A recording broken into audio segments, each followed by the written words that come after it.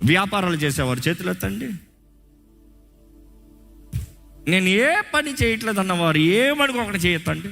ఏ పని చేయట్లేదు అంటే నేను పని చేస్తాను, నాకు జీతం లేదు అన్నవారు చేతులు ఎత్తండి. ఈరోజు నుంచి ఒక టార్గెట్ పెట్టుకోండి, డూ గుడ్ వర్క్. ఈరోజు కష్టపడాలని ఆశపడతలేదండి, సులభంగా వస్తుందా అని చూస్తున్నారు. దేవుడు సులభంగా చేసేదాన్ని ఆశీర్వదిస్తాడా అని చూస్తే వాక్యం అలా చెప్పలేదు. ఇక్కడ ఏమని తెలియజేయబడుతుంది? But rather let him labour, ప్రయాసపడనే, గొడ్డు పని కొట్టనే.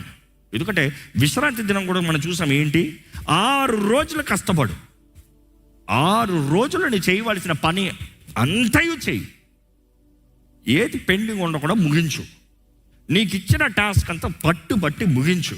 దేవుడు చెప్పేది ఏంటంటే వర్క్. ఇంతవరకు దొంగతనం మోసం చేస్తా ఉన్నావా? వద్దు. అది తరాల మీదకి శాపం తెచ్చుకుంటున్నావు, వద్దు.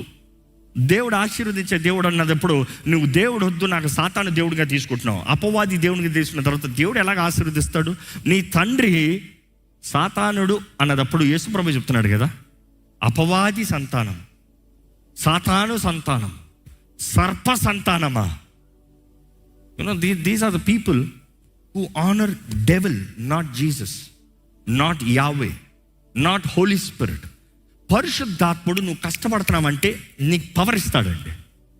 హీస్ పవర్, నీకు ఫ్యూయల్, నీకు అనాయింటింగ్, నువ్వు ఒక పని కొరకు అభిషేకించి నిలబెట్టి నిన్ను వాడుకునేవాడు.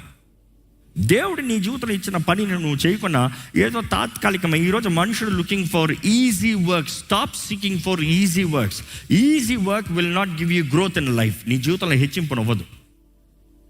నువ్వు మోసం చేసే పని నీకు వద్దండి. నిజంగా చెప్తున్నాను, ఎంతకాలం మోసం చేస్తూ బ్రతుకుతావు, ఎంతకాలం దొంగతనం చేస్తూ బ్రతుకుతావు, ఎంతకాలం అబద్ధ బ్రతుకు లైఫ్, ఫేక్ లైఫ్, అబద్ధాల బిల్లులు, దొంగతనం బిల్లులు, ఓరక దోచుకుంటాంలో.